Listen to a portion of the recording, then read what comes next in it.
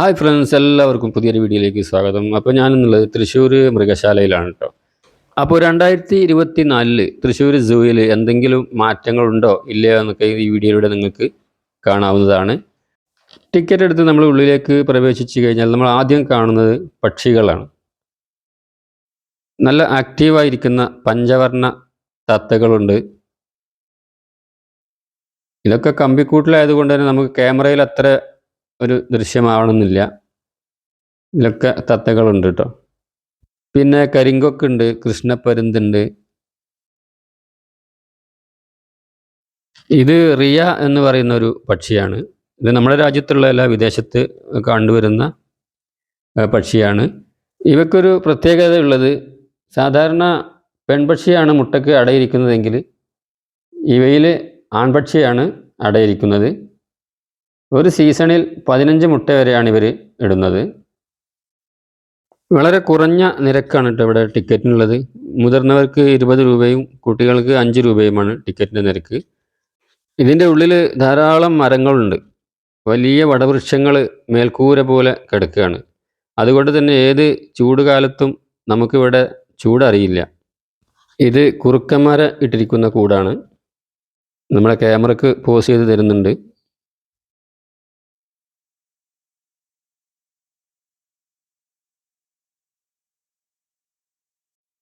ഈ കൂട്ടിൽ മുള്ളൻ പന്നികളാണ് കേട്ടോ.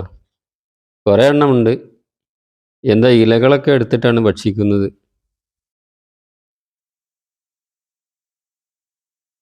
ഇവിടെ ഒരു മ്യൂസിയം ഉണ്ട്.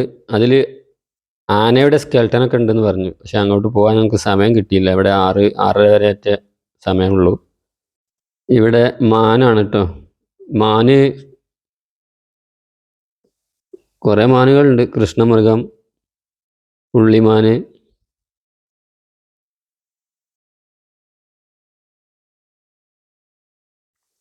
ഇദ്ദേഹമാണ് ഒട്ടകപ്പക്ഷി.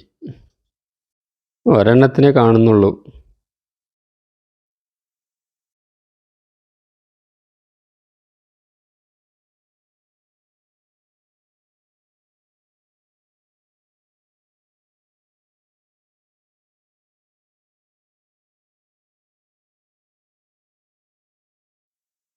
കുട്ടികളെ പരിഗണിച്ച് ചെറിയൊരു പാർക്ക് ഉണ്ട് കേട്ടോ ഇവിടെ.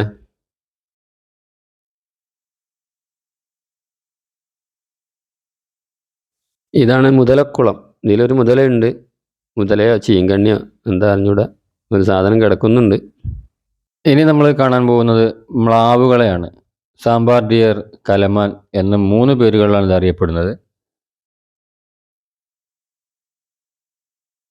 മ്ലാവുകൾ നല്ല വലിപ്പമുള്ള ഒരു ഐറ്റമാണ്.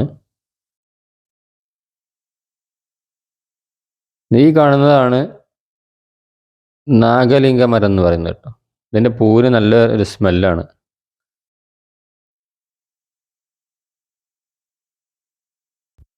ഇനി നമുക്കിവിടെ ഈ മാനുകൾക്കിടയിൽ ഒരു വലിയ കൊമ്പുള്ള ഒരാളെ കാണാം. മിഥുൻ എന്നാണ് ഇതിൻ്റെ പേര്. ഇതൊരു ഇനം പശുവാണ്. ഗീർ പശു പോലെ ഇരിക്കുന്നുണ്ട്. ഇവിടെ മിഥുൻ എന്നാണ് എഴുതി വെച്ചത്. പാലിനൊക്കെ ഉപയോഗിക്കുന്ന പശു തന്നെയാണ്.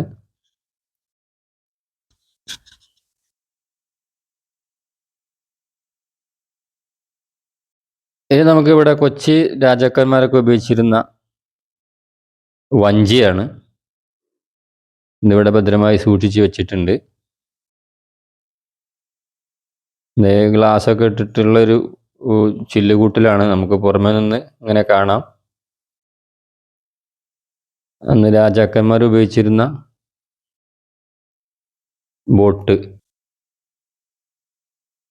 ഇതാണ് ഹിപ്പോപ്പൊട്ടാമസ്.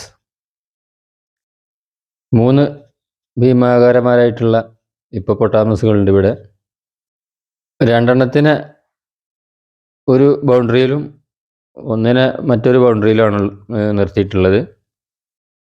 ഇവർ 3 കൂടി കൂടിയാൽ ചിലപ്പോൾ കച്ചറയാവും.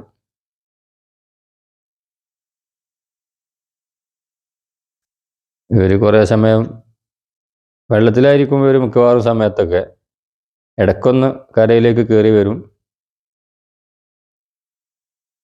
വീണ്ടും വെള്ളത്തിലേക്ക് തന്നെ തിരിച്ചു പോവും.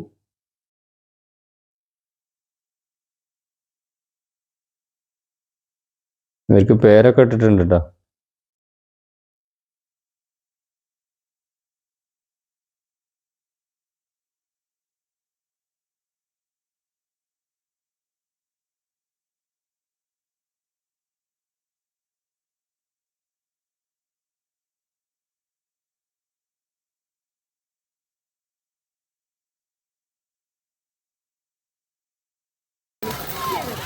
ഇതാണ് മൂന്നാമത്തെ ആള്.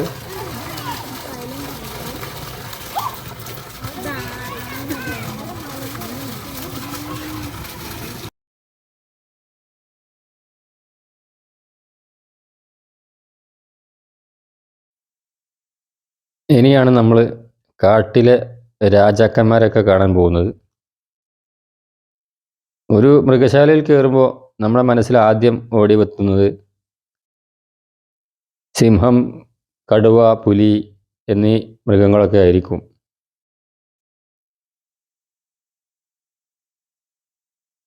ഇവിടെ ഒരാൾ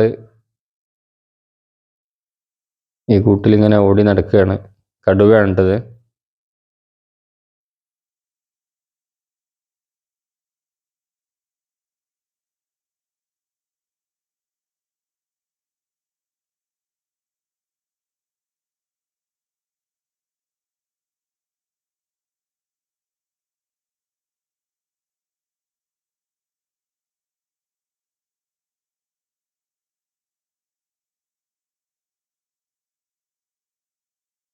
ഇതിൻ്റെ ഇപ്പുറത്തെ കൂട്ടിൽ സിംഹമുണ്ട്, മയങ്ങിക്കിടക്കുകയാണ്.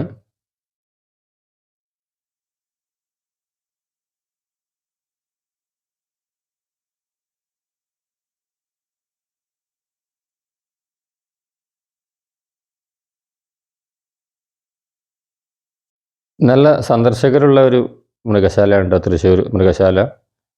ഒരുപാട് പഴക്കമുള്ള മൃഗശാലയാണ്. ഇനിയിപ്പോൾ ഇത് ഇവിടുന്ന് മാറ്റുകയാണ് എന്ന് പറയാൻ തുടങ്ങിയിട്ട് കുറേ ആയി. അപ്പോൾ ഇത് മറ്റൊരു സ്ഥലത്തേക്ക് മാറ്റും. പുത്തൂർ എന്ന് പറയുന്ന സ്ഥലത്തേക്കാണ് ഇത് മാറ്റാൻ പോകുന്നത്. അവിടെ അവിടേക്ക് മാറി കഴിയുമ്പോൾ നമുക്ക് ഇനി വിദേശ രാജ്യങ്ങളിലൊക്കെ കാണും പോലെ നമുക്ക് മൃഗങ്ങളെ അടുത്ത കാണാൻ പറ്റും. ഗ്ലാസ് ആയിരിക്കും, ഇതുപോലെ കമ്പിക്കൂടുകളായിരിക്കില്ല. അപ്പോൾ ഗ്ലാസിൻ്റെ ഉള്ളിലൊക്കെ ആകുമ്പോൾ നമുക്ക് ശരിക്കും വിസിബിൾ ആയിരിക്കും.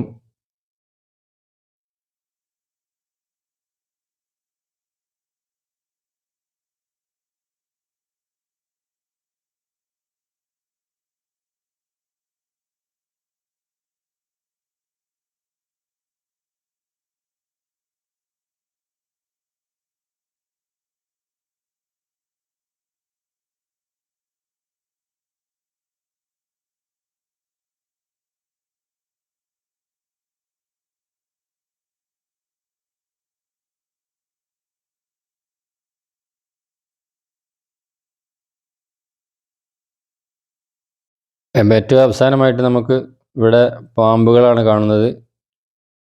ഇവിടെ പെരുമ്പാമ്പ് ഒക്കെ ഉണ്ട്, പക്ഷെ നമുക്കിതിൽ ശരിക്കും ക്യാമറയിൽ കാണുന്നില്ല. അപ്പോൾ വീഡിയോ ഇഷ്ടപ്പെട്ടാൽ ലൈക്ക് ചെയ്യാനും സബ്സ്ക്രൈബ് ചെയ്യാനും മറക്കരുത്. മറ്റൊരു വീഡിയോയിൽ വീണ്ടും കാണാം. ബൈ.